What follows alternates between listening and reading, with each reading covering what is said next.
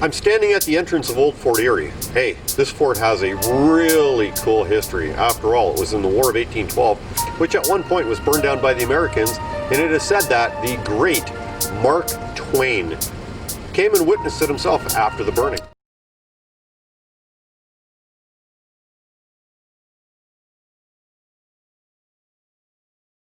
The one that I remember most of all was the one about the fellow when the British were trying to take back the fort from the Americans during the siege. And during one of those days off, one of the American soldiers was getting his hair cut.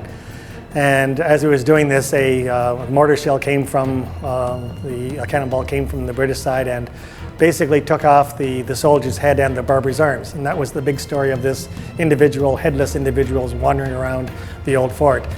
Old tale of, from years gone by that there was some sort of documentation that this person died during that day. But fast forward, it would be now 25 years, actually this time ago when we found those American soldiers that were buried at Snake Hill. And about grave 3 or 4, the archaeologist, Dr. Williamson, gave me a call and said, "Come on down, you got to see this."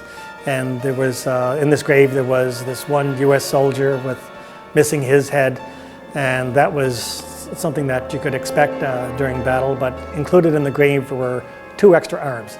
And so when they did the research, it was basically shown that that wasn't just a story that actually did happen, and this could have been the individual that actually did that. And rumor has it that he still wanders around the old fort today and causing all sorts of chills and thrills to the people that go through there. And as you all know, the ghost tours are going on, as we speak. So, you can see that.